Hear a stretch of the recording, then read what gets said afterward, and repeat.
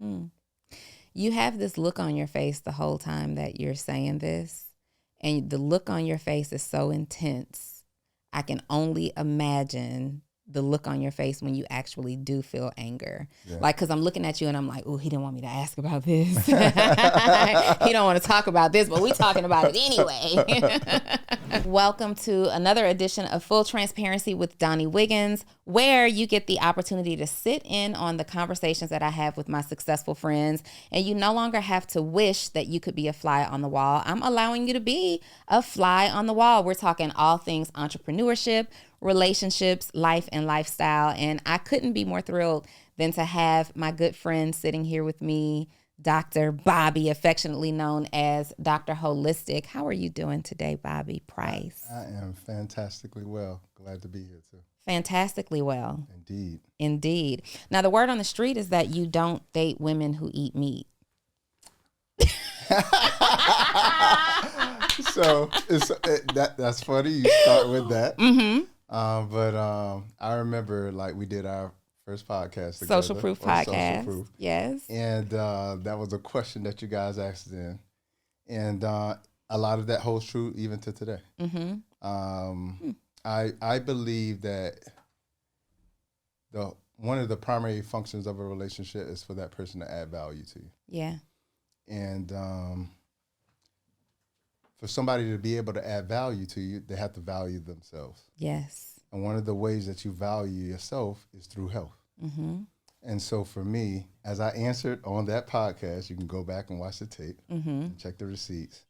I said that I could date somebody who started that way, but in my education of her, like when I show her what I know and the benefits of eating healthy, treating yourself well, and then she discovered that, hey, this is the lifestyle for me, then I could date her. Mm-hmm.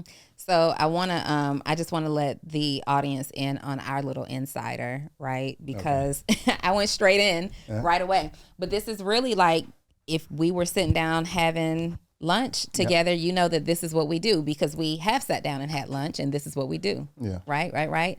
Tell us who you are and what you do. I am Dr. Bobby Price, author of Education Over Medication. I'm a pharmacist turned herbalist and plant-based nutritionist. And I show people how to heal naturally. Mm-hmm. Yeah. Pharmacist turned herbalist. So what made you, I'm assuming that you had like this mindset change where you decided that you didn't want to be a pharmacist anymore and you wanted to move more. I mean, because you went from medicine to herbs. Yeah. What's that about? It wasn't, I don't know if it was a mindset change. It was new information. And what I mean by that is in the 10th grade, I lost all of my grandparents and lost my maternal grandmother who I was in love with.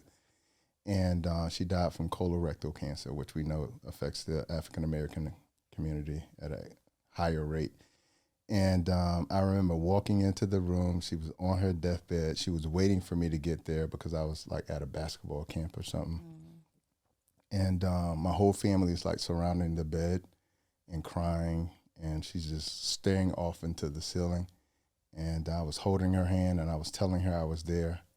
And, I was just simply said, you can go, Grandma. Wow. And she let go of my hand. She passed away. No. And so that's what inspired me to go into health. Really? Yep. And I remember at her funeral, my great-grandmother, her mother, walked into the funeral. She was 105. Walked into the funeral, sat on the first pew. And I remember sitting there thinking to myself, my grandmother was only 67 when she passed away. And I remember thinking to myself, something's wrong with this equation. Mm-hmm. And so moving fast forward, I go into healthcare, and the whole ideas are going to be helpful to my family, to my community in terms of health. Mm-hmm. And what I quickly realized working for the FDA and also working in the hospitals was that medicine doesn't necessarily treat, it addresses symptoms. Mm-hmm. And so I had got diagnosed with high blood pressure at the age of 15 when my grandmother passed away. Wow. And I had lived with it for over a decade And I realized that I was seeing people who were my age, 28, 30, 35, having strokes and heart attacks. And so I said, this is going to be me. And so I started doing everything, P90X, all type of exercise, nothing worked. And so finally, like everybody, I was like, okay, maybe I need to adjust my diet. So I tried a few things, Atkins, Mediterranean, really didn't work. And finally, out of desperation, I decided to try a plant-based diet. I was already certified as an herbalist, so I put together the detox that I have today. And so I did the detox, was plant-based vegan for 60 days, and I lost 45 pounds. I resolved my sleep apnea, and I also reversed my hypertension. And that's what shifted me. How old were you when you went plant-based? I was about 28. Okay, so a couple years ago. Yeah, a couple years. Just a few. I mean, you look 32 right now, so just a couple years ago. Not quite. A little over a decade ago, but yeah. And you hadn't had the backslide syndrome where you went back and tasted a piece of meat since? Not since. You know what? It was different because you know how in business, you're a business coach and you were my business coach. I had the opportunity to be your business coach. Indeed. And you're so awesome for that. And one of the things we learn is the importance of having a why. And my why was so strong that I was doing it not just for me. I was doing it for my family. I was doing it for Black people. I was doing it for the community. That I knew that people were going to be watching me. So that was the strongest part of it. And the other part was, you know, being able to see people who are like 30 years old have a stroke and a heart attack. It's real. Yeah. And when you get to see that every day, like it's undeniable. So for me, like the why was so strong there. For me, I never really backslid on it. So you went plant-based before you stopped being a pharmacist. Yeah. Yeah. Yeah. Were you ever like struggling with giving these drugs out, knowing like, did you ever want to be like, yo, I see this prescription for what you got going on right now, but if you just eat this root and this herb and this, did you ever feel like that? I had some moments because like you got to think like I'm working at Grady, I'm working at South Fulton Medical Center here in Atlanta, and I'm one of the few Black healthcare professionals with a white coat in there. So whenever a doctor's telling somebody what's going on with them, they don't understand what it means, and they see me, they're like, yo, what did he say? So I was like the go-to person in our community. So, you know, people sort of got a rapport with me. And what happened was I got really healthy very quick. Over 60 days, I lost 45 pounds. And I had a new visible neckline. My skin looked different. I looked like 10 years younger. And everybody saw that. So now they're like, what the hell did you do? And so now I'm like writing down on a prescription pad what I did. And then people are coming back saying, yo, this is working. My blood pressure is down. I'm losing weight. I feel healthier. I'm sleeping better. So I had those moments where it was blurred. Yeah. But what happened was I had a guy, I guess he did really well. And he got off some of his medications. And he told his family about it. And then one of his relatives calls up and he's like, hey, and asks to speak to me and goes, hey, that thing that you gave my uncle, I need one too. And I'm like, what the hell are you talking about? What is the thing? he's like, you know, the thing, it really helped, you know. And I'm thinking, I'm like, this sounds like talking about drugs. Like we got a whole transaction. Yeah, so I said, yeah, I don't know what you talking about. He goes, oh, okay, I probably shouldn't have called up here. I'll come up there. And he came up and he was talking about his uncle got help with his diabetes. He got off his diabetes medication. And it was at that moment where I realized that he knew it was dangerous for me to actually be helping people. You know, and I had just gotten this award for being the most innovative pharmacist in Georgia. And, you know, like I had a path. It was just like, I get this award, come off stage, and this guy came up to me and he was like, hey, what you're doing, I'm one of the people who recommended you for this award because you can shift everything. He was like, you're one of the few of us who have built relationships with physicians. I work with about 21 different physicians, you know, and so he's like, we've been trying to do that since the inception of being a pharmacist, and we haven't been able to do that. So I think if we work together, I can make you a millionaire in a year. And so the combination of those two things, it was like two paths. but they were going different directions. Right. And I just had to make a decision. And you went with it. There's this stigma over any industry where people are leading a community of people away from what society has taught us we're supposed to do, right? We get sick, we get a cold, and we go to the doctor, we get drugs over the counter or prescription drugs, and you would say, nope, let me whip up these herbs, drink this soup, have this tea, detox your body. Yeah. And it's rumored that people like the Dr. Sebi's of the world, some people refer to him as Dr. Sebi, that his life was taken for healing people naturally and holistically and pulling them away from, insurance claims and medication. Do you have any concern that you're spreading this good information to too many people? Yeah, I've been asked that question before. Man, I really feel like I'm doing God's work. Mm-hmm. I cry about that a lot too, because I really do feel like God was like, all right, I'm gonna have you do this. And so having that behind me, I just feel like whatever happens, happens. So it's not that I'm willing to die for my people, but I'm willing to live for them. Okay, with the word. When you say you cry about this, though, what exactly is bringing you to that emotional place? That I was chosen, because everybody doesn't get chosen. And I love doing it. I really love doing it.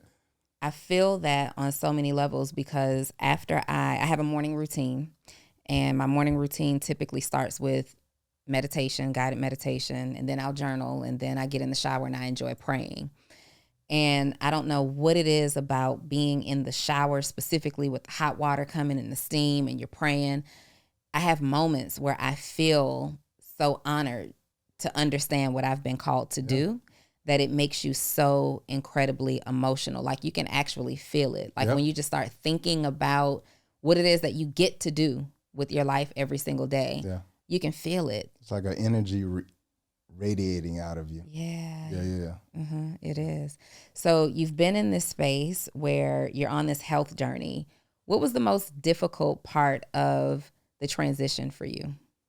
I think the most difficult part was wanting to share it with everybody, and in the beginning, like nobody wanted to listen. Because again, like I started this over a decade ago.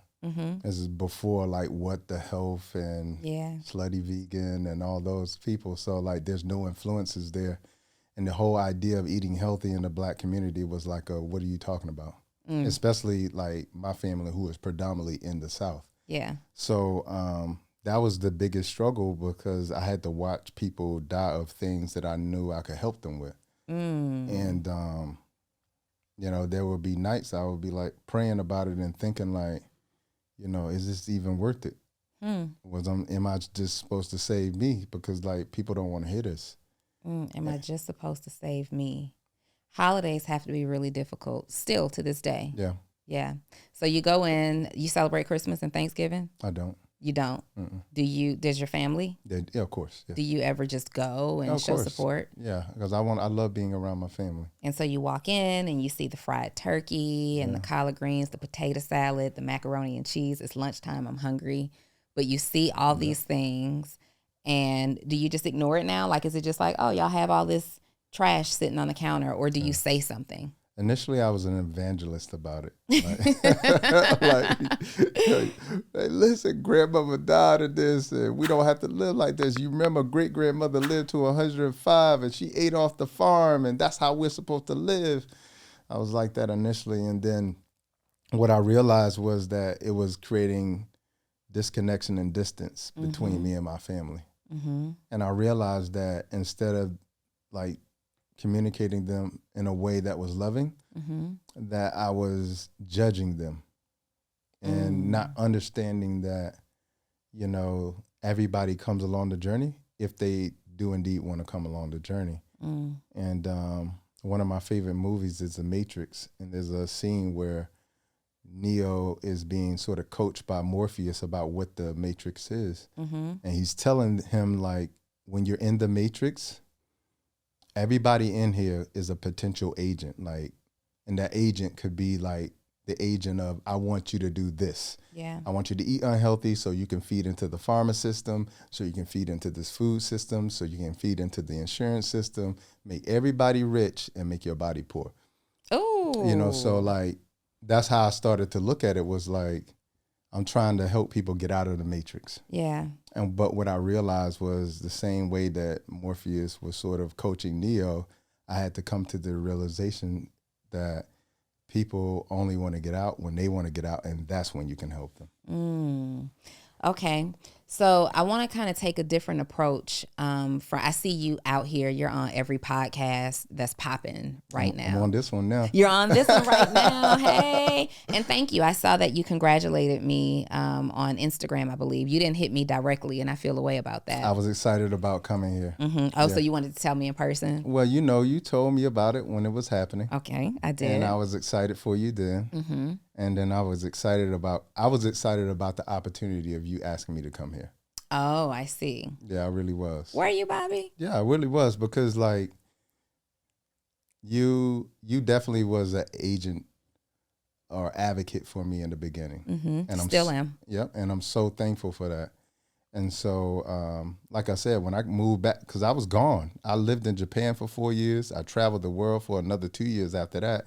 I was out of America for 6 years, and then came back here, wrote a book, and started telling people to eat plant-based and do my detox, and I didn't have an audience. Mm-hmm. And so to come back here and start building that audience, and you, David, was there for me in the beginning, it means a lot. So when you asked me to come on here, I was like, I've been itching to get back in the seat with you guys for so long. I can't wait. We got to bring you back on Social Proof too. So we'll make sure we do all of that. But with that said, like having somebody who just loves everything that you stand about. Like I got to see it firsthand. We worked together. We had a client coach relationship. Yep. We've then built a friendship, and your girl still eats meat. Yeah. You think I'm trash? I don't think you're trash. I think I want you to judge me right now. What do you think about me? I think you're an amazing person who has not decided to make that leap because you're so disciplined in every other area of your life that you choose to leave that one loose. So you think that... Because you did my detox. I did your detox. First of all, I did your detox. And I will say that I felt great. So I deal with like skin issues. I have very sensitive skin. Yep. If I eat cheese, I can feel the mucus build up. Like I know that what we eat, what they serve us at restaurants, what's available easily in grocery stores. Like I know that. I know you know. I know. Like I know. First of all, don't be calling me out. But I know, and there's just something like I said, and I will go through peaks. I'll go through periods where I'm vegan right now, right? Or I'm fasting and I'm liquids only, and I try not to eat. So I know none of this means anything to you, but this is where I'm at in my journey. Yeah, I understand it means a lot. Okay. So I will like eat red meat one day this week, and if someone offers me red meat again, I'm like, oh no, I've already had some this week. Like I've gotten to that point. Like I used to be able to eat hamburgers and steaks and, whatever all day. It is a journey. Yeah. You one of my favorite poems is by Marianne Williamson. Mm-hmm. It's called Our Deepest Fears. Are you familiar with it? Tell me. You know it by heart? No. Well, it goes, our deepest fear is not that we're inadequate. Mm-hmm. Our deepest fear is that we're powerful beyond measure. Oh, I'm familiar. I didn't know it was her. It is our light, not our darkness, that frightens us. Mm-hmm. You understand? So like it's our light, not our darkness, that frightens us. Break that down. Meaning we're not afraid of the dark parts of us. That's what we focus on.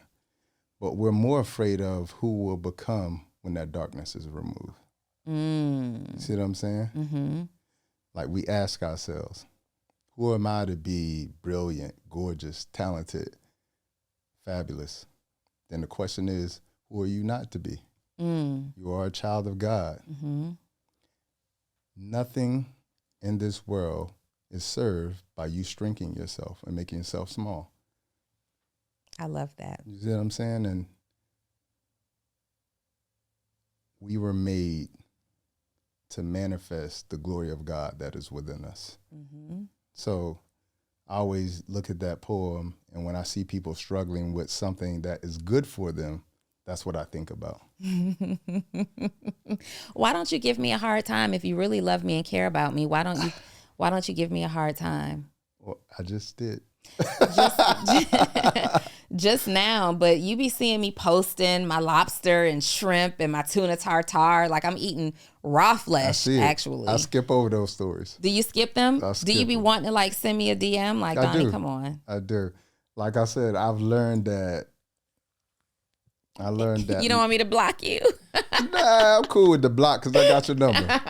But I've learned that love is far more powerful than judgment. Are you single right now? No, I'm dating. You're dating. Yeah. When you are, how long have you been dating? Oh, wow. Like more than a year? Mm-hmm. Oh, wow. That's very, very awesome. Yeah. When you're looking, or when you qualified this person that you're dating, were they already into the plant-based lifestyle? Yes. So do you have like a community of places that you go to? Like, I guess maybe True Foods and... I don't eat out a lot. You don't eat out a lot? Nah, I don't eat out a lot. I make a lot of my food. So how'd you meet someone who fits your bill and they're also already plant-based? I mean, everybody's already on their journey. Mm-hmm. And some people are on the same journey as you. Mm-hmm. And some people are going in different directions. Mm-hmm. You know, and so a lot of times when we're, meeting people, I don't seek to meet people. Mm-hmm. I like for things to develop organically. Mm-hmm. And so a lot of times we can find people who are already in alignment. Like, let's say, for instance, I know we've had conversations about how much you want to be married. Mm-hmm. So it would be very... So we're going there. Got you. Noted. Let's go. I'm ready. Oh, is that a shot? We're going there. We talking about me and me wanting to be married now. That's what we doing? I thought we said it's going to be questions. When are you getting married? Huh? When are you getting married? Who, me? Yeah. Well, let's first address what we just talked about with you. See, I tried to shift you. Okay, go ahead. But it would be important if you met somebody that they also want to be married, right? Mm-hmm. So that's alignment. And I think what happens is we quite often are looking for people who are compatible, meaning they like to eat steaks, I like to eat steaks. They work out, I work out. Those are things that are seen, right? But I think it's more important to be complementary, like this. Okay. Meaning, I like to travel, you aspire to travel. So guess what? You get to travel and experience with me and all the experience I've already had. I want to be spiritual. You're already very spiritual. And in your sort of alignment with spirituality, you complement me, I get to be more spiritual. So it's all about alignment. All about alignment. And when you are feeling, I'm not going to ask you that. Are you going to get married? I certainly hope so. I want somebody to spend the rest of my life with. Do you believe in marriage? I believe we had a conversation about this. Do you believe in marriage from the Western culture? No. Like, will you go through and have a marriage certificate and all that stuff? I don't believe it in that sense, but what I do believe in is like, and I think I've discussed this with you and a lot of people, is like, I believe what's more powerful is that, all right, so we're in each other's lives, then let's say if I'm building a real estate empire, then I'm making sure your name is on everything. Okay. Let's say if, for instance, I build out my trust in my business, I'm making sure you're intermingled in that. I think that document is far more important than a marriage license. Now, I understand the traditional institution of marriage, but I wouldn't want to get married like in the European way. I would do like a Yoruba wedding. I would do like an African wedding if I got married. So I just don't want to do anything traditional. Does that mean you're absolutely opposed to signing a marriage certificate? No, I'm not absolutely opposed to it. It's just not my preference. Not your preference? No. But if whoever you marry, the woman that you're dating, you guys get married and she desires one. And we came to an agreement about why that's important, and I understood it, yeah. Okay. Yeah. I think that's fair. That's flexible. Yeah, for sure. I hear more and more people right now say, even women, saying they don't want a traditional marriage. Like, I encourage everybody to read what a marriage certificate says. Yeah, for sure. Yeah, I encourage everybody to read it. You know what's crazy, though, is that I have read a marriage certificate after hearing so many people say, I desire the union, but I don't desire that legal paperwork because of the access that it gives the government to intercede on your behalf in your relationship or within your family. And I still, like, for me, it still has to happen. Yeah. And I understand why that's important. Mm-hmm. Yeah, so I understand why it's important for a lot of people. Mm-hmm. Yeah, so that's why first of all, I'm open to it. I also understand, like, today, the way people look at marriage today and the way people look at marriage like 50, 60 years ago is totally different. Mm-hmm. And I think that's what makes not only some men afraid of it, but I think it's what's make a lot of women afraid of it too. Mm-hmm. And I think the reason why so many people are afraid of it is because the connection isn't there. Mm. The devotion isn't there. Yeah. The love isn't there. Mm-hmm. It's just a thing. Mm-hmm. It's a ceremony. Have There's you a been lot of- married before? No. Never, ever, ever. You mentioned that you don't like to eat out. Put me on, because you're in a relationship. What do you do? Like, what does dating you look like? I cook for myself most of the time. What does dating you look like? Okay, so those are two separate questions. Well, because you said I cook for myself. Yeah. What does dating you look like? Dating me looks like traveling. Mm-hmm. It looks like fun. It looks like a lot of intimacy. Mm. A lot of touching, a lot of intimate conversations. Mm-hmm. A lot of growth. Mm-hmm. I love to, like, grow people I'm with. Mm-hmm.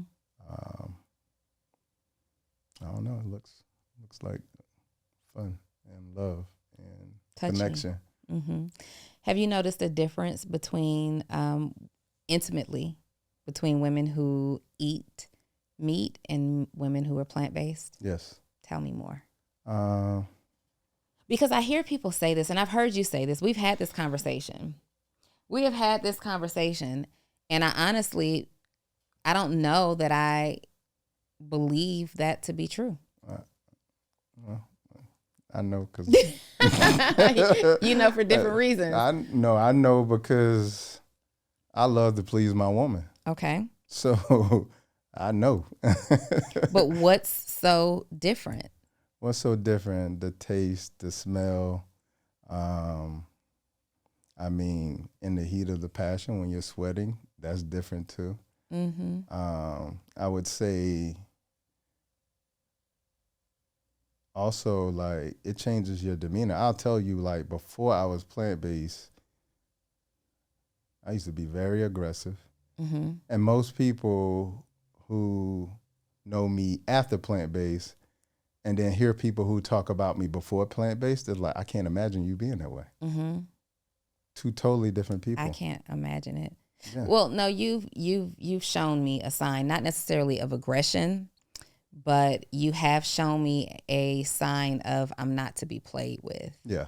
You definitely showed. So it's still there. It's still there. I would just say it's the lesser part of me that says that this activates when. Yeah.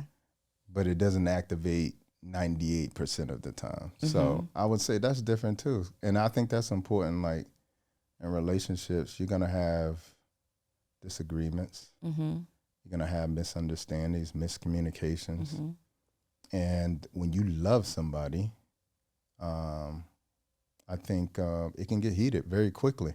Mm-hmm. Because you're so passionate about them, it is so easy for them to offend you. Mm. And I think, again, I would say I know after going plant-based, it shifted in me. Like, I'm just, I'm different.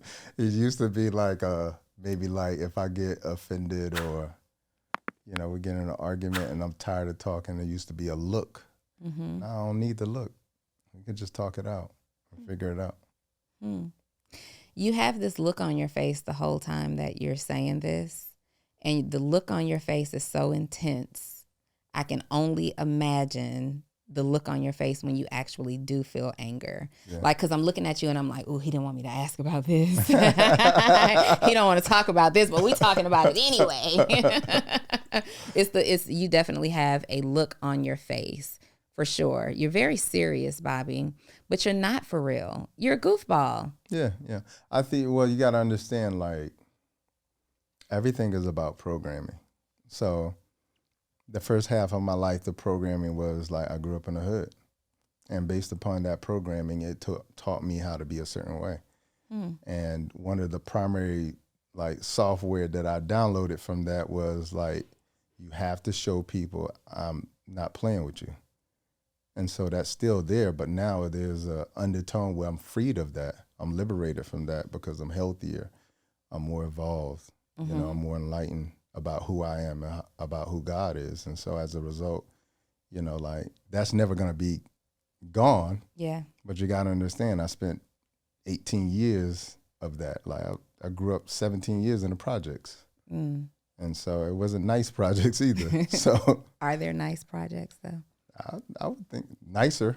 Maybe nicer. Where are you originally from? Georgia. Yeah. Georgia. Yeah. What projects did you grow up in Georgia? I'm going to leave that where it Leave is. I that got a where book it coming is. out. And you're talking about it there? Yeah, I'm going to talk very detailed about a lot of my life experiences. So I'm saving a lot of stuff for that book that's going to be coming out. He's saving a lot of stuff. You're on full transparency with Donnie, and you're saving a lot of I'm stuff. being fully transparent about what you're going to be fully transparent about. Okay, let's talk about your business, right? So you've created this community of people who are totally into this plant-based lifestyle. I've seen people offer testimonials about how you've converted them to this plant-based lifestyle. Yeah.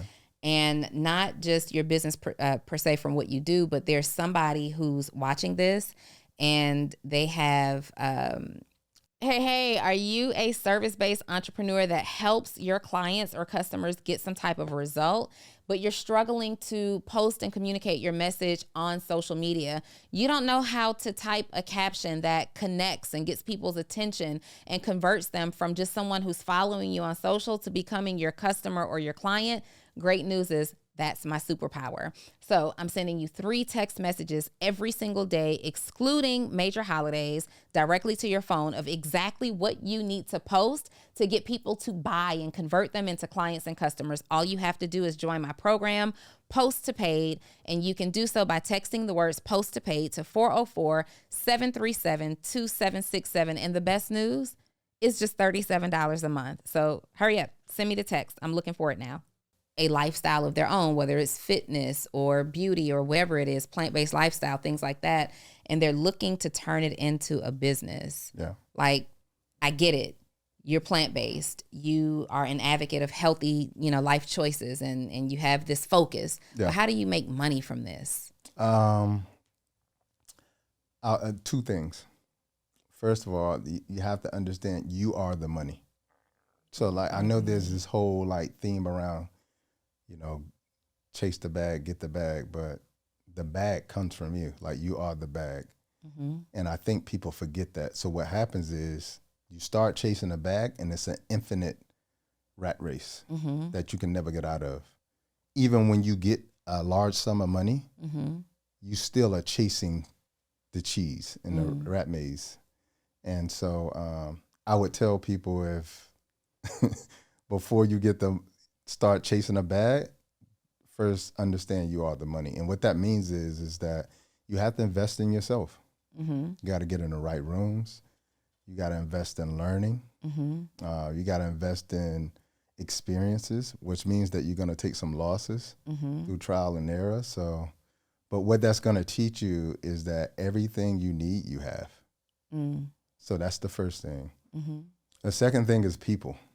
I think if I were to say I did anything differently, it was that when I first moved back to the States and started doing what I'm doing, instead of like, if I had 1,000 followers, let's say for instance, because what happened was when I was in Japan and studying people who live to 100, no disease, eat primarily a plant-based diet, I was posting pictures about it. Okay. And then I started traveling, going to India to learn yoga, going to China to learn traditional Chinese medicine, going to Africa to learn herbalism. As I'm traveling, I'm documenting all this. And then what I did was I invited them all to my business page. Okay, so let's say I got 1,000 followers from that. And then when I started doing like lives and posting content, what I noticed was out of the 1,000, it was only like 50 true fans. like 50 true people who enjoyed what I did, and whatever I put out, they were going to be there to support me and say, please give me some more of this content. Yeah. And so what I decided was I was only going to focus on the 50 instead of trying to focus on the 1,000. And what happened was those people saw that. I would learn their IG names, then I would learn their real names. When they would DM me, those are the people I would answer questions. Like, I really invested in those people because they were invested in me. And what happened was, you know, as I grew, the 50 grew. The 50 grew to 100, the 100 grew to, you know, 200, and, you know, so forth and so on. And then when I got ready to say, all right, what are we doing next? They was like, we need a membership program. I said, So you were literally going to your community and leaning on them to tell you where you wanted to, or where they wanted you to go next. yeah, like essentially asking the 50. Yeah. You know, the people who are always there. Yeah. You know, the people who, when I'm on my lives and you get those trolls sometimes, they like cursing the trolls out. When people are like, I mean, oh, wavy head ass dude. Or, Yeah. they like, you need to get off of here. This is positivity. You know what I'm saying? Those people, I would ask. Sold out for you. I was just like, what do y'all want from me? And they were like, we need a membership program where, you know, you do Q&A, show us what you eat, et cetera, et cetera. And so I said, okay, well, tell me what you want, and then we'll figure out how we can do it. And that's how I created my membership program, Tribe Healing Community. So I think that's a huge part of it, is like, people don't listen to their people. Like, they don't get in the comments, they don't get in their DMs, they don't check the emails. So when somebody emails me like a book and say, hey, this is how you changed my life, you got my son to start eating this way, my husband is now blah, blah, blah, I read that and I respond back to them. You know, and I think what that does is if all of this fell apart tomorrow, that 50, 200, 500 now, what have you, they're going to be there for me. You know, when I bought the farm, all of them were asking, like, I'm telling them about the process, about to buy this farm. Oh, it didn't go well. I'm just telling them about the process. And people were like, hey, can I invest in the farm? And I didn't even think, I mean, I'd already bought the farm by then. Yeah. But like, people were just wanting to be a part of what I was doing, and I wanted them to be a part of it. And so if I had to encourage new entrepreneurs, like, if you're taking those first steps, those are the foundational steps. It's not in all the stuff that you're going to learn, like, from anybody else beyond that is extra, but that's like the foundation. The foundation. So you have a farm. How long have you owned a farm? About a year now. What motivated you to buy a farm? I mean, it makes perfect sense for your brand and where it should go, but what motivated you? A lot of things. So I always wanted to own the farm. When I say always, for like the last 15 years. But again, you got to remember the backstory. My great-grandmother, who lived to 105, she lived to 105 because she lived on the farm. You know, if she got food from the side, front, back in the house, you know, she grew what she ate, you know, like, she used herbs on the farm. Like, that's how she healed herself. That's how she tried to heal us. So I remember that. And I remember the gap, 67, 105. And I'm like, and then I go to Okinawa, Japan, and guess what? I'm researching and watching these people who are 105, 102, 97, ride bikes, farm, walk up hills. Yeah. And I'm saying to myself, that's the key. And so it's connection to earth. Like, and on a micro level, we are, like, our body is the earth. Yeah. You know, when you start to think about it, like, you look at the composition of the human being, it's just a periodic table. You know, it's minerals, vitamins, trace elements, macronutrients. You see what I'm saying? Micronutrients. And so a farm makes sense. It's reconnection back to earth, because most of the food you walk into the supermarket today, 80% of it is processed. It's not food. It's processed food, which is 70% of the standard American diet. So, and when I saw Bill Gates buy 242 acres of farmland, and then later on come up with this idea about RNA, double-stranded RNA food, I was like, you got to own your food. And I saw it during the pandemic when people were running out of food. That was just a taste of what could happen when you don't have your own food. We legit in our lifetime we're running out of food. Yep. Do you think we legitimately were running out of food, or the media was doing what the media was doing and trying to create mass hysteria? No, we were running out of food. Because what you got to think about, all imports stopped. That's the vast true. majority of food that is here in America comes from somewhere else. Okay. We're not growing our own food anymore. Mm-hmm. And so with that being said, yeah, we ran out of food. We ran out of food. I mean, people weren't working in factories, we ran out of food. And so it could really, really happen. And then once you start seeing, Bill Gates is a software engineer. Yeah. He's engineer. He's buying 242 acres of farmland and ready to put food that isn't food on that farmland. Food that can be patented. I'm using air quotes with food because it's not food. What is it? It's genetically modified.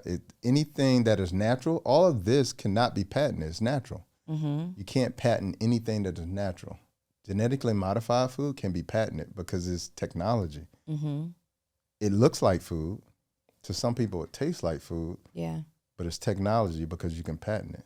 You see what I'm saying? It's technology. So if it's technology, I'll give you a case for instance. Let's say if I had a farmer next door who was growing genetically modified wheat, and that wheat blew over onto my land. And let's say I was growing wheat, which I'm not.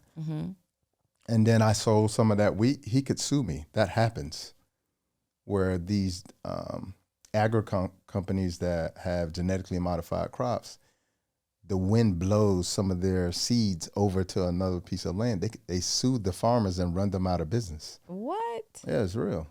So you have to understand, like, in the next 10, 20 years, like, it's going to be real. Like, real. And if you control food, you control the people.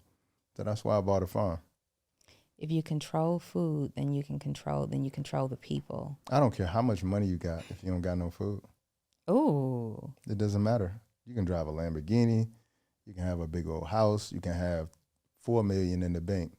You don't got food. What's it all worth? You'll throw your Lamborghini for an apple. You get hungry enough. If it gets to that point where you're hungry enough. You see what I'm saying? So yeah. I just understand what true value is. Yeah. And true value comes out of the earth. That just made so much sense to me. He just said you would throw your Lamborghini if you needed that apple. Yeah. If you were hungry enough. Easily. Money doesn't matter when you're starving. As Steve Jobs. When he had pancreatic cancer. Oh gosh, yeah. Billionaire. There was nothing he could do about it. Nothing. Once you lost your health, it don't matter what kind of money you throw at it. That's crazy. Yeah. I mean, but it's so real. It's true. It's so real. What do you feel about people who are like hybrids of the two models? Like, there's so many people who, like me, well, I fast once a quarter and I'll go, 2 days a week where I'm all plant-based. Yeah. Because there's something that I saw some years ago that said that you reduce your risk for heart disease if you eliminate meat from your diet just 1 day a week by 70%. And so now I'm like, I've been doing that. Like there's at least 1 day a week that I just don't have any meat. Yeah. Why are you looking at me like that? All right. So the reason why I'm looking like that, because that's that whole idea around moderation. Yeah, that's exactly my plan. They found out that's not true. Who found out? The science proves that that's not true. And what I mean by that is this. That might have been true for my great-grandmother. But you have to understand, my great-grandmother, who was born in like 1909, she never got exposed to processed foods. She never got exposed to pesticides, herbicides, insecticides. She never got injections. She never got, flame retardants in mattresses, household products that are toxic, cell phone, computer, and TV radiation, EMF. She never got exposed to any of that. So moderation for my great-grandmother would have been a thing. But for us, it's not, because we're constantly exposed. I've been on a plane at least 10 times this year. It's March. Yeah. That's radiation every time I get on. Yeah. Not just on the plane, but when I go through TSA, every time. So we're getting exposed to radiation and toxicity at a level that our ancestors never got exposed to. So for them, when they use the term moderation, it makes sense because everything they ate was organic. It was real. Mm-hmm. Processed food didn't come into play until like the 1960s, late 50s.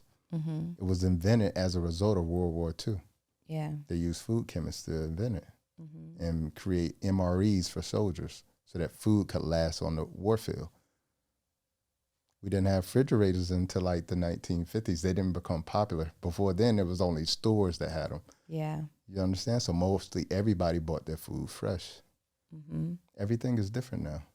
As you're talking, I am having visuals of things that I have consciously eliminated from my diet, thinking that I'm doing a great thing. And I still do think that I'm doing great things. Like I don't eat anything out of a can. I usually don't I don't eat like tuna fish or that salmon that comes out of a can. I have to have everything fresh. I'm checking for farm raised or wild caught versus farm raised and things like that. I just had a visual. Like you're so right about our food is flat out disgusting. Yeah.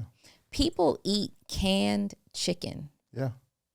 You open up that can and pop that thing out and it's just jelly-fied and all of this stuff. Like we eat that and cook it up and make an excuse for it and think it's great because, and usually people who cook that are not necessarily people with a lot of money, right?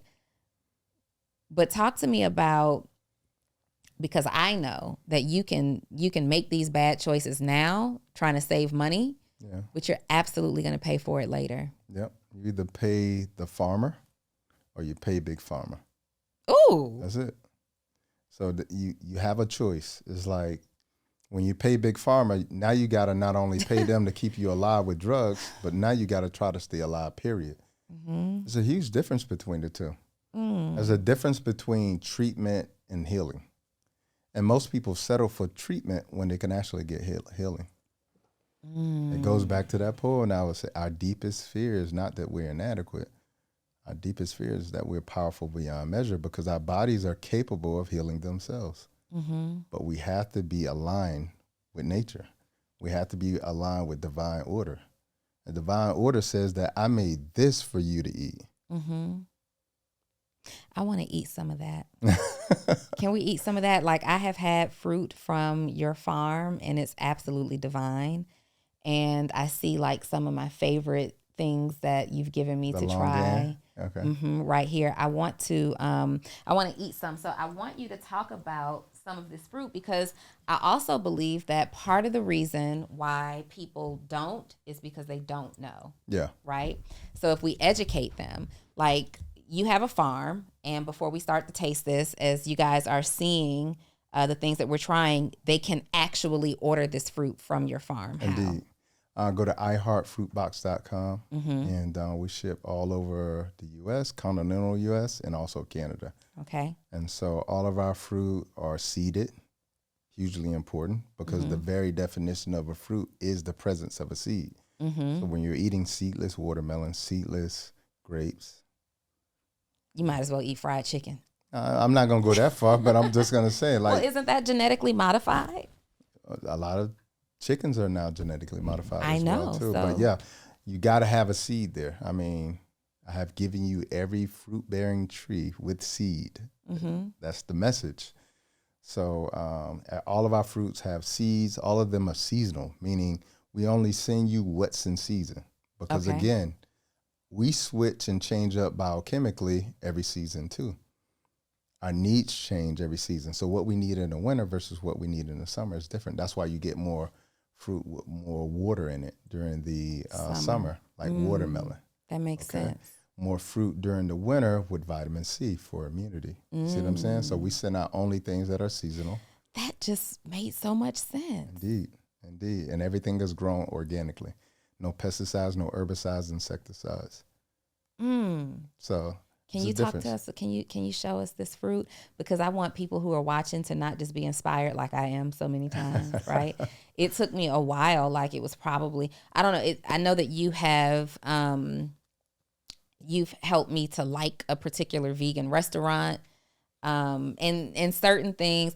I still, because there's a difference between vegan and plant-based. Yes. And there's so much still unhealthy vegan stuff out there. Yes, indeed. And what I have realized when I've tried to go vegan, or when I have challenged myself to be vegan for a period of time, I know one of the biggest things for me about falling off is that I was going like into certain restaurants and I'm like, well, this don't look any healthier than, what I'm eating, or this is still synthetic, or this has a lot of soy based products, and and you start looking at the ingredients and what they are, and it's like we're apples to apples here.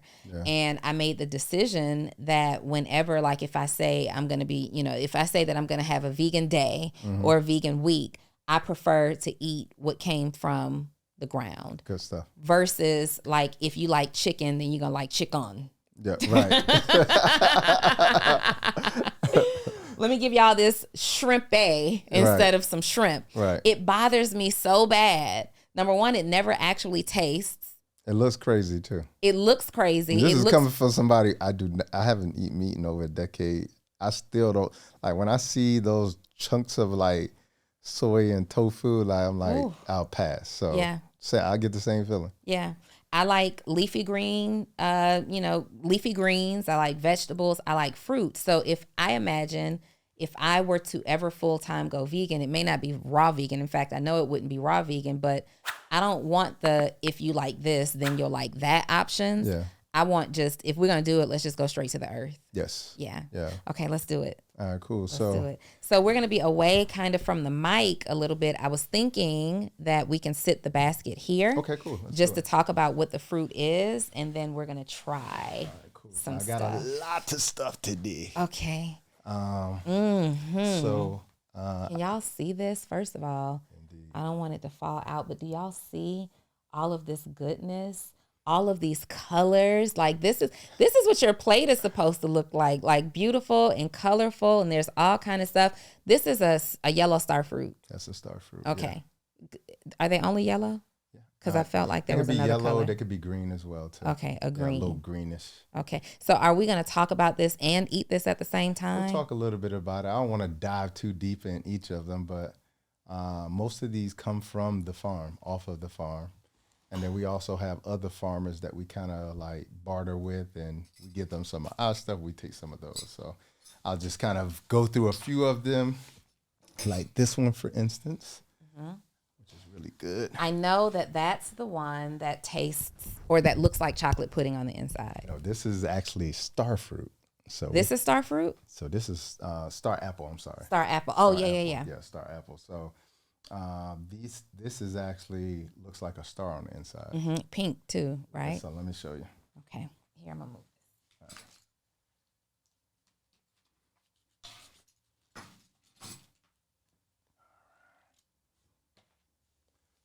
Kind of see that, how beautiful that is. Look at how pretty, and you have the seeds. Yeah, everything's seeded. Mm-hmm. So I'm gonna take one because you definitely should. I'm gonna take one. Now I know you probably eat this with some kind of a silverware, but I don't. No, I eat with my hands. You eat it with your hands. Now to eat this star fruit, you guys probably can't see it in the camera that well, but it is shaped like a pretty star on the inside. It's really pretty. It smells like, what does it smell like? It smells good. Mm-hmm. It smells like flowers to me. Yes. Mm-hmm. Okay. Get after it then. Can I bite the skin? So the part that I eat primarily is the white part here, and then the purple on the inside. This purple on the inside. Okay. Yeah. And what are these good for? This is really high in iron. So this is good for a lot of people who suffer with anemia, things of that nature. So it's good for that as well. The other cool thing about fruit, I'll tell you guys, is if you have a fruit that the skin changes on the outside, it goes from like a green to a yellow or a yellow to a red, that's an indication that you can't eat the skin. Okay, little tip for Got you. Okay. Get this. Can you see how this is changing? I've eaten most of the white, and it's just going to get to this purple layer here. But this is really good. It tastes like, I don't know that it tastes like anything I've ever had before, but. That's what I love about like our fruit is that it's hard to compare it to something else because it tastes like it tastes. If I had to give it anything, it would be cantaloupe. Okay. Really? Yeah, taste it. It would be like, you know how cantaloupe is sweet and it has flavor, but it's kind of like a really light flavor. So this is what I would say is it's slightly creamy. It has a gelatin-like texture to it. Mm-hmm. And imagine a grape with less fiber. A grape with less fiber? Yeah, like you know how grapes you kind of have to crunch on, but this was just softer. This is definitely giving me more cantaloupe than it is giving grape. And that's what I love about fruit. Everybody's taste buds are different, so it's going to give them a different experience. Killed that. What's next? So these are guavas. Guava grows on our farm as well. Mm-hmm. This is also a guava as well. So, but this one's not right. It's kind of good. It's good to go. Okay. But this one's like... Why is one yellow, one green? Because it's just going through the ripening process a little bit more. But these are pink guavas, and that's what I love about these.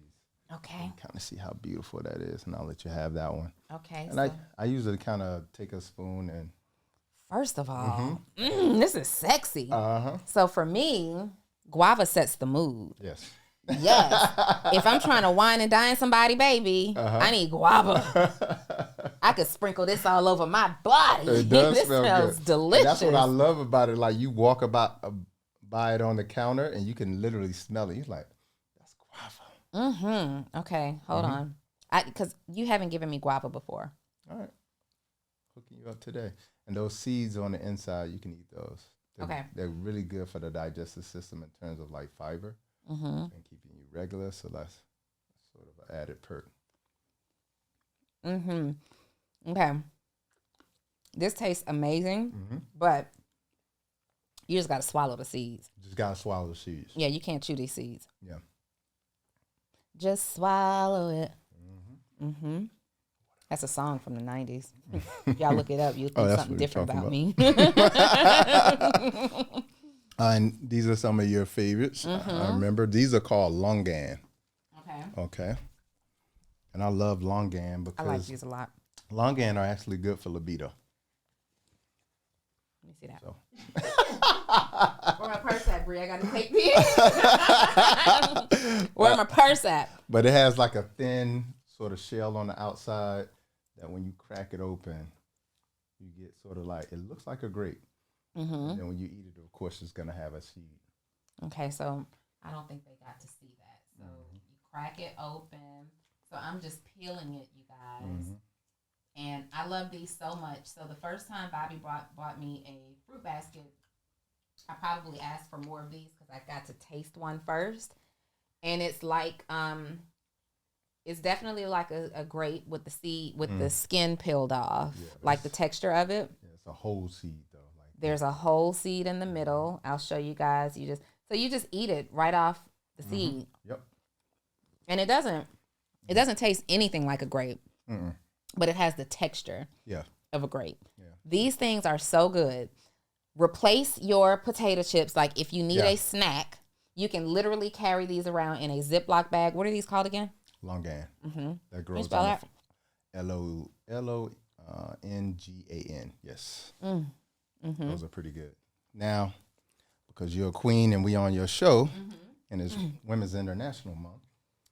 Okay, this is called the Queen of Fruit, called mangosteen. Mangosteen. Have you had this before? No, you haven't given me that. You're welcome. This is one of my favorite. I was in Bali, staying at this resort, and when I was on the resort, in the morning I would go to get some breakfast and just get fruit. And when I would be getting the fruit, I saw everybody was running after these, stealing them, put them in a purse. Okay, well, that's a clue. Put one of these in my purse. I'm like, okay, well, that's a clue. And so when you kind of break it open and look on the inside, that's what it looks like. Super sweet. It's a taste that almost you can smell. Mm-hmm. Okay, so that's what I really love about it. Doesn't a soursop look kind of like that on the inside?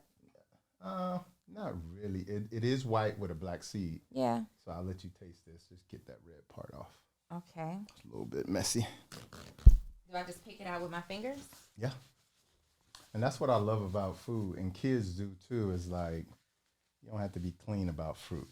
So it's red on the outside, white on the outside, white on the inside. These are really good. I'm trying to tell you, I saw people stealing them. I was like, they must be special. First of all, replace your anything sour, your sour gummies, your sweet tarts, your Skittles, your Now Laters. If you're a candy person, I'm not really that much of a candy person. These are real good. Mm-hmm. Yeah. This tastes like candy. Mm-hmm. This tastes like candy. I could eat these all day. Yep. When are these in season? Now. Oh, I could have just picked this whole thing. Yeah, you just pull it out. Love that one. Oh yeah, let's go over this one because it's. This is what comes out. Can I put this whole thing in my mouth? Yeah, it has seed. First of all, You Reese, can put the whole thing in your mouth. can I put the whole thing in my mouth? Please do. Mm-hmm. Has Yeah. a seed. Yeah, it has seeds. Mm-hmm. And see, this is the beautiful thing about original fruit is like when you eat it, you sort of have to you actually use your mouth to eat it. And what I mean by that is most people are swallowing their food. Like they're not even chewing it; they're just swallowing. Okay, It's going from bad to worse, I'm Bobby. just trying to figure out where y'all going. But I love like you got to manipulate the food in your mouth to get the seed out. You see what I'm saying? It makes your jaw stronger. It's true. It's true. Let me explain You what. see these cheekbones? Yes. There you go. All right, cool. So I could definitely use a stronger jaw. I'm going to eat more of these. Can I have one of these? yeah, you got you. I got you. Don't worry, I got you. This is called the Queen of Fruit. Mangosteen, Mangosteen. queen of fruit. What's the ST? Spell that. Mangosteen, STEEN. STE. So mangosteen. Yeah. Okay. Ready for the next two? And these are dragon fruit. This is called pitaya also. And so this one's really sweet. Okay. We had a disagreement on the dragon fruit. I mean, I would love to revisit that. We definitely I had. kind of think you let yours like ripen too much. No, I ate them. I ate it like within 2 days of you giving it to me. Okay. While you're getting that together, I'm gonna clear your space. Oh, please do. Yeah, I'm gonna clear your space. So this one's beautiful, as you can see. When you look at this, it kind of looks like a dragon egg. You see what I'm saying? And it grows off of a vine that looks like a cactus. Both of these. And, again, this is the white version that is beautiful. So you see how that looks. I eat pitaya bowls. Oh yeah, this is what that is. And it also has a red variety as well. A red what? Where you see white, it could be red. Or like a violet. Okay, let me put this down. Yeah, grab a spoon, try that. Okay, we're eating. Okay. Chivalry. See how he did that? You guys see that? Isn't that pretty? This is really pretty. This one is juicier than the yellow one right out of the gate. I wouldn't say that. But, you know, everybody has their opinion, and I think everybody's taste buds are a little bit different, so I respect it. This tastes like I'm eating like chewing on a shirt. Okay. All right. Now I want you to compare it with this one. Put that one down. So this is, while it does taste like I'm chewing on a cotton shirt, it's not nasty like I would eat it because I understand the health benefits. Yeah, for sure. And I think that's important too. All right, now try that. This one is darker. It's more gray than white. And it has the seeds in it. I noticed these seeds are red and black. And those are softer seeds as well, too.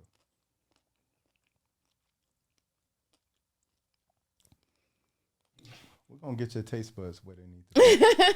So here's the thing. It's not nasty at all. I'm gonna eat this. Mm-hmm. It is not. This one actually does taste better. This one has more flavor than that. Yeah, for sure. Yeah, but the seeds are what the flavor is coming. Where the flavor is coming from in this, it's like a little It's bitter, a nutty flavor.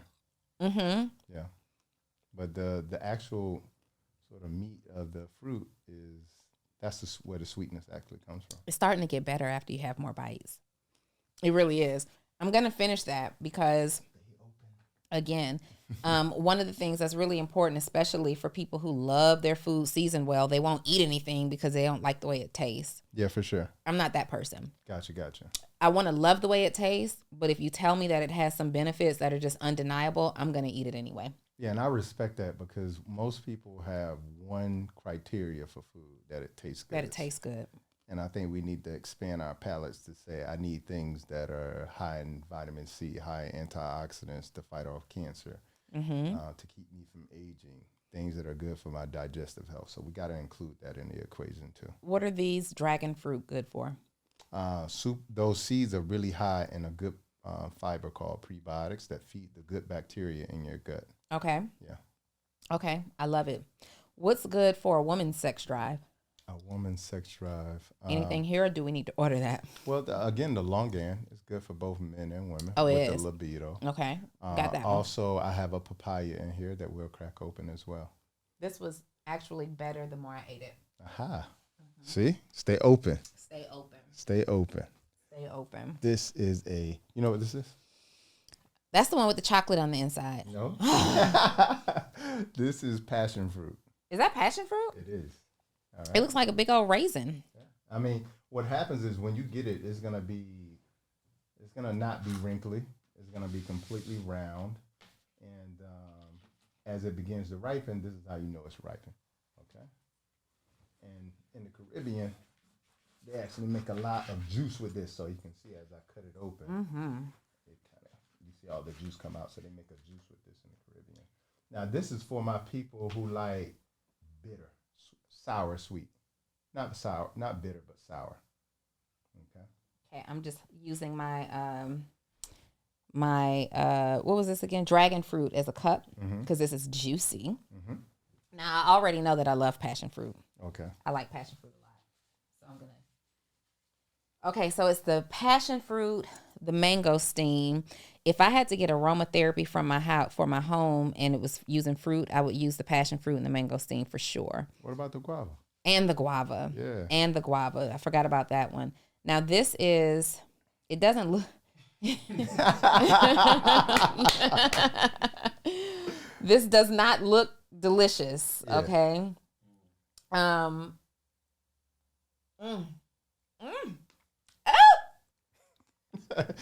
It's got that sour patch, like. Oh my God. Okay. So I have it in much smaller doses. This definitely, first of all, is drinkable.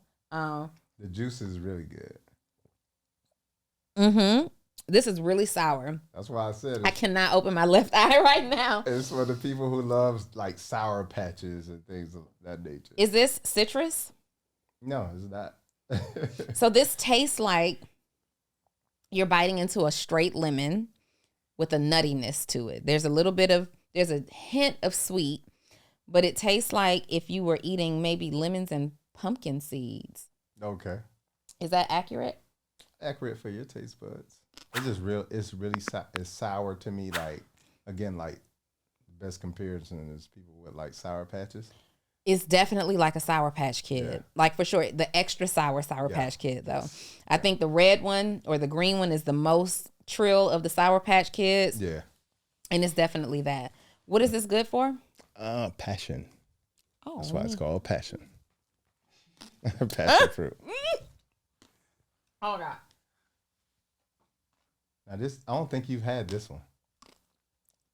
Okay, so it looks like a football. And when it grows on the tree, I think it takes like 2 seasons for this to grow. Mm-hmm. And the way that we know that it's ready, we do like a scratch test. So if you look there, somebody scratched it and it was green, right? Okay. But then somebody scratched it here and it was orange. Mm-hmm. That says that it's ready to pick. Okay. And then when it starts to get a little wrinkly and soft, it's time to eat. Okay. Now this is called mamey sapote. Okay, mame. You gave me sapote. Is that different? I give you black sapote, the one you're with thinking chocolate. with the chocolate. Okay. Tastes like chocolate pudding. And so this one tastes like a combination of, it tastes like a sweet potato that has like a buttery, sugary, like brown sugar effect to it. Okay. I've had this. Okay. I don't think you let me have it, though. I gave you a sample. You gave me a sample. Okay. So this one, again, looks like a football, Mm-hmm. as you can see.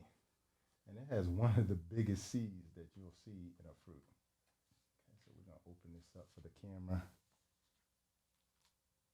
Okay. Ooh. Hey, so this is really nice because have you ever seen the memes that talk about how everything that we need to eat comes from nature and everything kind of resembles the anatomy of a woman? Yes, indeed. This does. It does. All this stuff It does. should. I mean, Mother Nature. Mother Nature. Oh my God. For me, you get the nature from a mother. 100%. I Every love man, it. woman, and child came from a woman. Did we have one that was smaller? Can these be smaller? Yeah, they can be smaller. Okay. So I'm going to just remove this part that is the seed so we can get to the meat of the fruit. Okay. And then you can grab your spoon and have a little bit. It feels like a sweet potato on the outside. Well, it feels like a kiwi on the outside. Yeah. The texture of the skin. And it's really easy to slice into. Yeah, it's very like. It actually has this texture of a sweet potato, but less fibrous. It's not as stringy. It doesn't smell like anything. What it tastes like. Mm-hmm. This tastes like a vegetable. Okay. It tastes like a sweet potato. Okay. With sugar. With sugar. Mm-hmm. Yep. This actually tastes very buttery. And that's what I was saying. It's like a sweet potato that you already added butter to, but you also added brown sugar to. But the texture of it is much more lighter. Mm-hmm. You see this, you guys? Super sweet. You gonna have some? Super sweet. And this is really good for like people who work out a lot, athletes, because it helps with performance. It increases energy. Mm-hmm. And it's also really good for the skin as well too. That is, it's really good. Yeah, it's really This good one feels like I'm eating health. You know, there's some things that you eat and you feel like, I'm proud of myself. I ate very well today. That one feels like I'm eating health. It's not sweet to you? I said it was very sweet. Okay, gotcha. Yeah, that one's very sweet. Well, you gotta be careful when you tell people you feel like you eating something healthy. They're like, that must not taste good. It actually tastes really good. So if you love sweet potatoes, you will eat this, no brainer. Yeah. Mm-hmm. For people who don't like sweet potatoes, though, I don't see them liking that. Yeah. If you're a sweet potato lover, that's it. And it feels like a vegetable. Like I could have that as a side to something. Yeah. Mm-hmm. Really good. I've even saw people that made like that be like a raw pie. I could see that too. So they'll take a combination of like nuts and seeds with dates and a little bit of brown sugar and make the crust. And then they put that as the filling and that's the pie. So this is, if you like sweet potato pies, you have this, what's it called? Yeah, mame sapote. Mame sapote pie. Mm-hmm. Sapote pie. Mm-hmm. And then, did you get one of these? Tell me what the name of it is again. Pepino. No. Okay, this is pepino melon. So it's a melon. I'll let you be the judge of how it tastes. Okay. Okay. Do you like it? I like it. I won't say it's one of my favorite, but I like to always get one in my box. Is there anything in this basket that you don't like? Don't like. Mm-hmm. I'm not a sour guy, so I would say like The papaya. no the actual the papaya is sweet. The passion fruit. Passion fruit. That's what I meant. Yeah, so like I probably get the passion fruit just because I love how healthy it is for us, but it's not one of my favorite fruit. So these are such exotic fruit. Many of these, like we can get the dragon fruit, we can get the sour side, we can get that at the farmer's market. Maybe. But right. I went to both today. They're not there. No? No. These are such exotic fruit, right? You have to have access to somebody like yourself that owns a farm and mass produces these things naturally. Would you recommend putting this stuff in a smoothie, or is it like it's like slicing up a filet mignon and throwing it with rice and peas? It is, but do your thing. Whatever works for you. Like some people love smoothies because they're on the go, and so that works for them. Some people like to eat it raw. You know, I like to just eat it how it is because soursop is my favorite fruit. Okay. Yeah. Carry on. How do I eat this? Do I need a spoon? Yeah, grab a spoon. Okay. Try it for yourself. Oh, this definitely smells like a cantaloupe. This smells like, what's the green melon? Not the cantaloupe, but a honeydew. Yeah, it's just less sweet to me.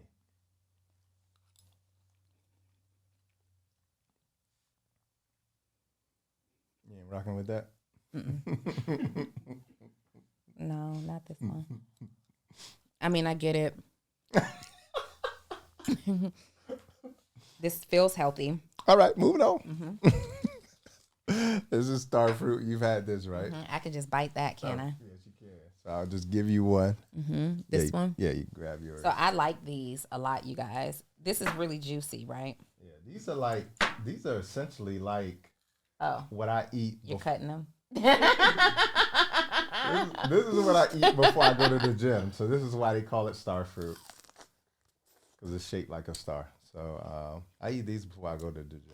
So in full transparency, when you gave this to me, I didn't even think to cut it. Okay, it's okay.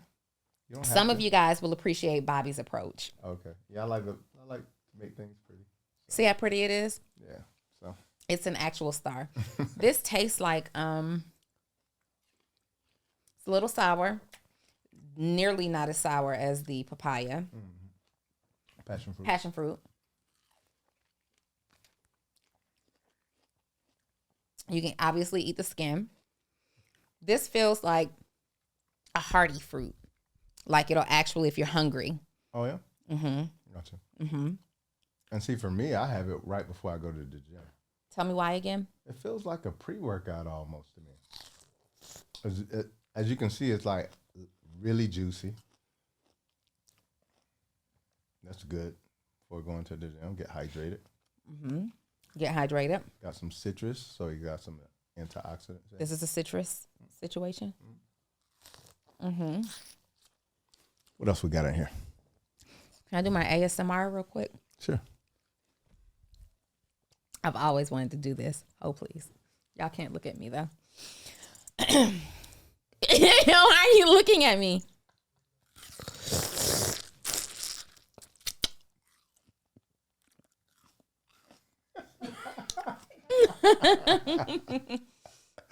Oh, man. I love it. Speaking of, go ahead. So I got a couple of other fruits in here that are not quite right yet. We cannot cut it in this. Are you okay? It went down the wrong way. I know you're slurping that thing. That's what I'm here. Working. This is really good, though. I like these a lot. Okay, yeah, we got to do the papaya. Oh my God, are they always so big? Not always. I like mine to be big. Oh my God. Yeah, so this is delicious. I could never eat all that at once. Crazy. I just couldn't. Could you eat all that at once?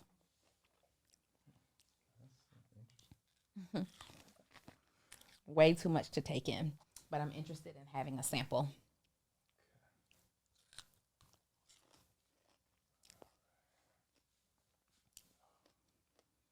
Okay. See that. So with this, here's a cool thing before you dive in. Okay. Y'all see that? These seeds are really actually healthy for you. Okay. But you don't eat the seeds like straight out of the fruit. Okay. What I do is I sort of sun dry them. Okay. Can I just be that 10-year-old? You can do whatever you want. But I sun dry them, Okay. and once they're dried, I crush them up, and this is what I use for black pepper. I was about to say it's spicy. Mm-hmm.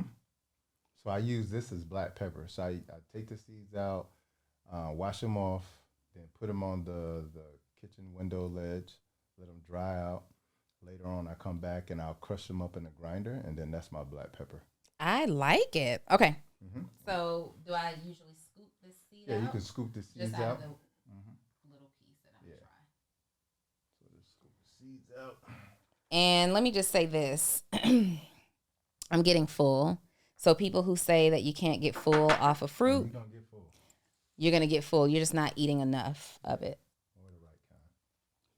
Or the right kind. Yeah, because if you don't eat the right kind, it's not going to be natural, which means it's not going to have a natural fiber in it. And fiber is actually what makes you feel full. You love this? I know. You know how there's some food that puts you in the mind of other things? Mm-hmm. What does this put you in the mind frame of? Mothballs. You got to get your taste buds together. Mothballs. You got it. You got immature taste buds. My taste buds are immature. Now the thing is, I would eat this. It's like an oddly good. It's like, you know, when something hurt but it feel good. This is like mothball-y but delicatessen. A delicacy. Mm-hmm. I've never heard that. It tastes like the smell of mothballs. Not like, I've never actually eaten a mothball, but no, it smells good. It just tastes like, y'all know what I mean. It definitely tastes like the smell of mothballs. We're going to get your taste buds together, like all the way together. So it was this, and it was this. What is this? Pepino. That's the two I didn't really love. Okay, gotcha. Okay. Yeah. And that's the beautiful thing. Like, what we try to do is give people the option of getting a variety box so they can get a little bit of everything and then figure out what their taste buds likes. And then they can say, okay, I like mamey, so just give me a box of mamey. Or I like dragon fruit, so just give me a box of dragon fruit. Yeah. You know, so, but I think it's good to start with a variety box because trust me, like, everybody's taste buds are going to be different. Yeah. You know, so what you like and what somebody else like, it may be totally different. I haven't had anything from your farm, though, that I just could not eat. Okay. So while, like, what's this? Papaya. Papaya may not be my favorite choice, I would still eat it. Gotcha. Yeah, it feels good. Like, all of this stuff feels good to eat. Mm-hmm. And I feel like we do stuff all the time that aren't necessarily, like, the most ideal for us, but you still do it. Yeah, indeed. Mm-hmm. Yeah, so I'll just name a couple of the last fruits. What is this with this big old root? So this, come on, you know what this is.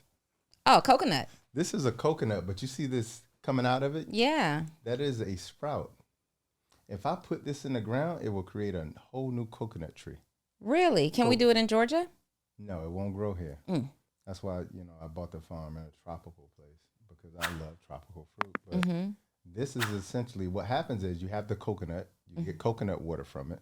Mm-hmm. Okay. As it begins to mature, that coconut water begins to ferment. And then what it will do is create inside of this a sprouted coconut. Now, with that sprouted coconut, again, I put this in the ground, I can grow a coconut tree. Okay. So this right here is a seed for a coconut tree. Oh, that is so cool. Isn't that beautiful? That is really cool. How nature works? Yes. And so this has the power to become a coconut tree. That's dope. Okay. Have you already taken the water out? No, so there's no water in here. Everything is sprouted. If I were to crack this open, you would just see what looks like a white hamburger bun if you cut it in half. And it tastes kind of sweet, coconut flavor to it. And I use this as a bun replacement, a bread replacement. No way. I'm not kidding. And what would you put in the middle? So, I put a lot of different things in the middle. I make oyster mushrooms that taste like chicken. With this? No, not with this. Oyster mushrooms. So oyster mushrooms, but you put it. Middle. in the middle of this. Yeah, I've also put like other fruit in the middle of it as well, because again, it has like a sweet coconut flavor when you bite into it, and it's like a bread replacement. So we sell these too. Like people buy these all the time and get sprouted coconuts. Okay. Okay. So again, the water has condensed to into a sprout where it literally looks like, you know how when you take the corners off of bread and then you're left with that white piece? That's what it looks like, but it's in a circle. Like it's a sphere. I see. And then you take the whole thing out, slice it, and make your sandwich. It looks like a bun. Nature is beautiful. Dope, man. But isn't it awesome how so much of this like resembles the human anatomy? All of it. And it is evident that we need this stuff for our survival. Yeah, I mean, it's literally what nature did was, I'm gonna make myself so attractive to you that you want to become a part of me.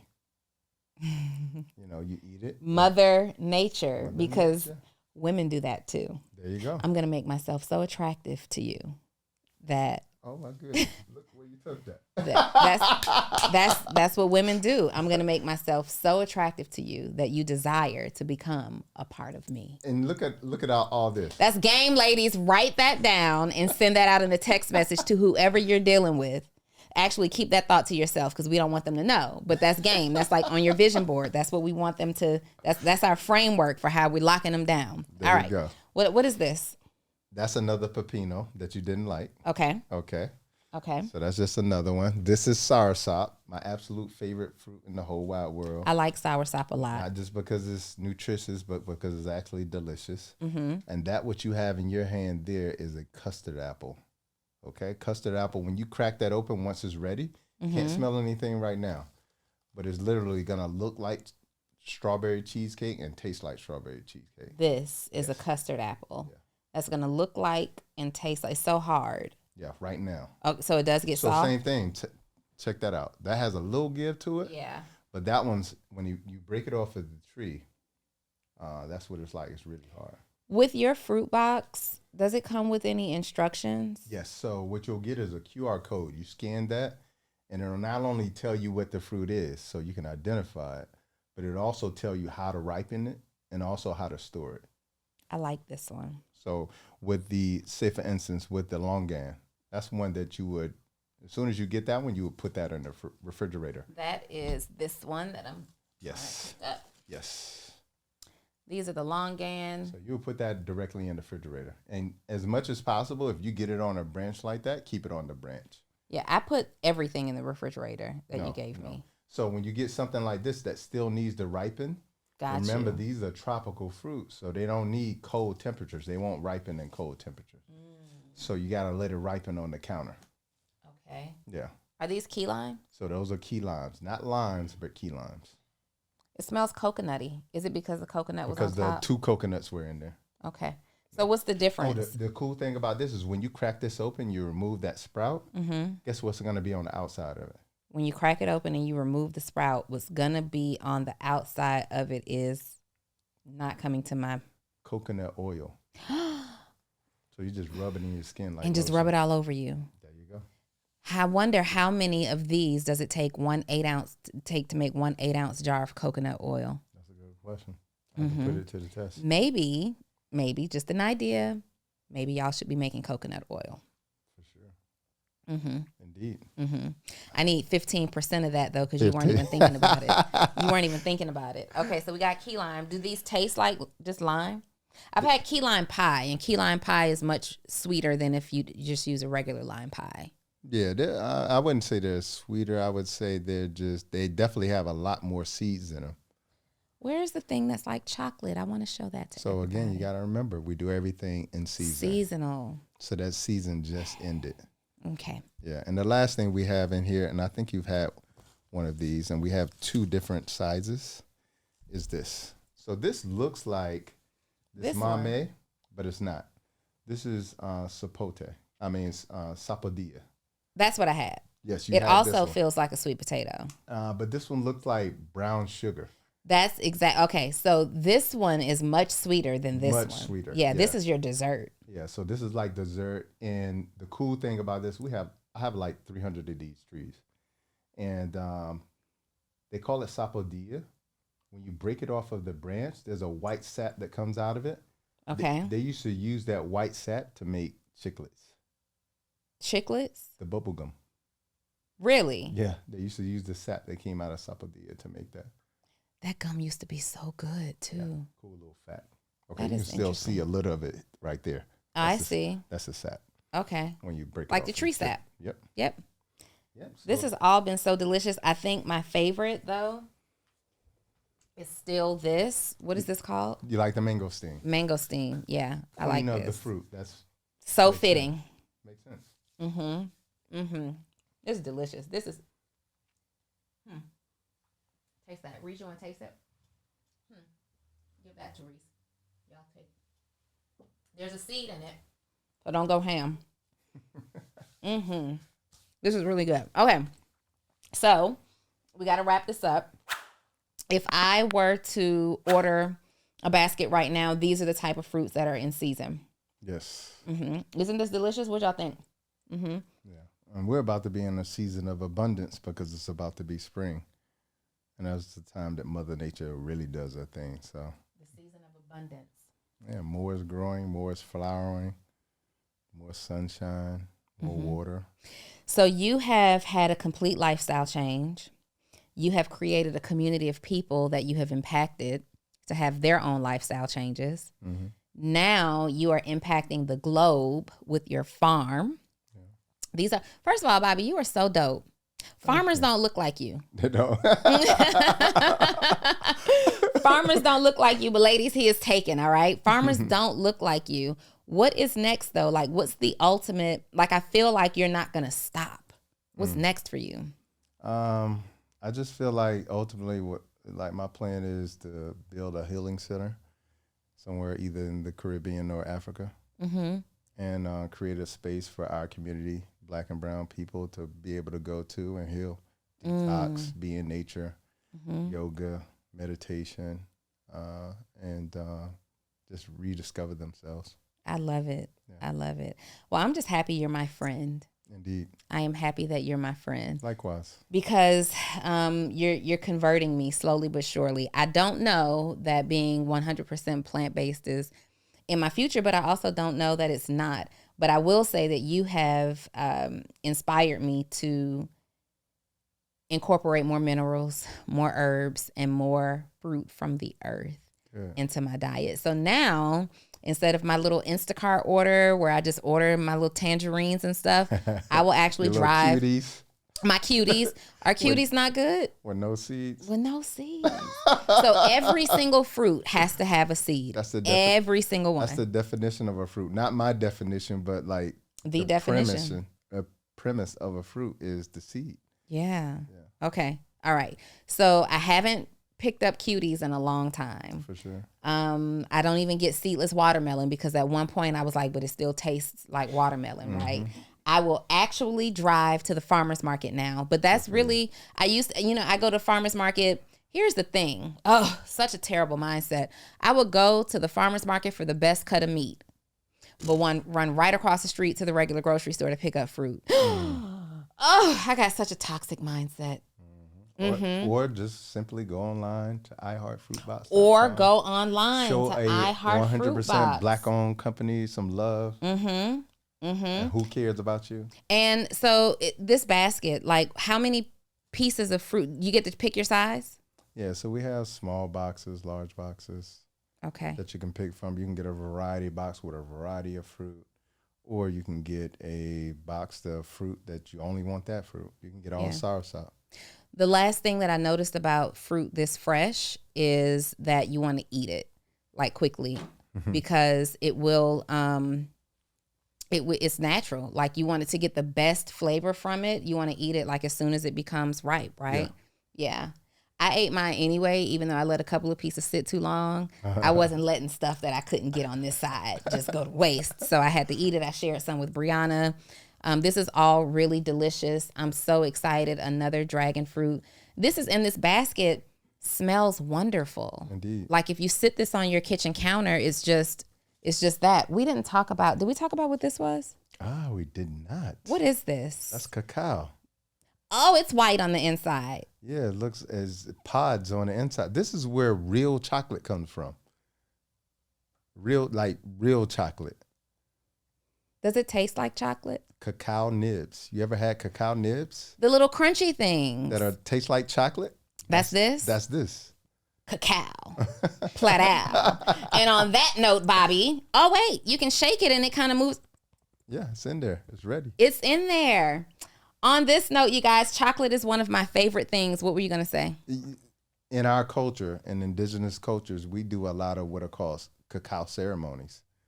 And a lot of them are very popular for women, these ceremonies as a method of healing emotionally. So, really? Yeah, it's very much a spiritual food. Mind fart. That's why people say when you're emotional as women, we eat chocolate. Indeed. Bobby. We're going to end it on that note with one of my very favorite things to eat, chocolate, AKA cacao. Okay, Bobby, how do we find you? Tell us one more time how we can get our own fruit baskets. And also, in addition to the fruit basket, for maximum impact, we might need a good little detox first. Yeah, indeed. So you can go to my website for my 14 or 28-day detox, drbobbyprice.com. You can go to Instagram for Dr. Holistic, DOCTOR Holistic, and Dr. Bobby Price everywhere else. For these amazing fruit, you can go to iHeartFruitbox.com. And you're still enjoying. That's a good sign. This is a star fruit.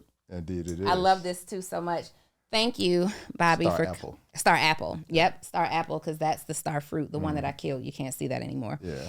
These are really, really, really good. And let me also say, everybody is taste bud specific. So even like the one that I didn't love so much, I know people who would love this. Just it matches your taste buds. So I'm super excited. I kind of want to take these seeds and sit them on my balcony and let them dry out and then grind them up and sprinkle them like pepper on something. I think that's going to be so dope. Can I have these seeds? You can have all of this. I want, I ate most of it. Indeed you did. I ate most of it. And I actually feel full. I believe, I don't know what time it is. Yeah. I could definitely go easy to dinner after eating this. And I love it so much. Thank you, Bobby, for coming. I'm excited and honored to have the man who is changing the world through food sitting here on the Full Transparency couch with me. And, I dropped that one. Okay. This has been another amazing edition of Full Transparency. Thank you so much for tuning in. My name is Donnie Wiggins. Again, we had our lovely guest today, Dr. Bobby Price. Make sure to find him on all platforms. Bobby, I would love for you to close us out with a word to our healthy CEOs who are watching today. Yeah, understand, like I said before, that you are the money. And so investing in yourself as a form of wealth is the highest generational wealth, in my opinion. Yeah. I always tell people that as we're creating businesses and creating generational wealth, we have to remember the first thing we pass down to the next generation is our genetics, which is heavily affected by how we eat and how we live and how we treat ourselves. And then the second thing we pass down is our habits. And so if we can focus on that and understand that every day we're making either health deposits or health withdrawals, then we can pass that on to our children as well. Health deposits or health withdrawals. Both of our links to work with us, to support us, to buy your own fruit basket will be in the description wherever you are watching this. Talk to you guys next week. Bye. Peace.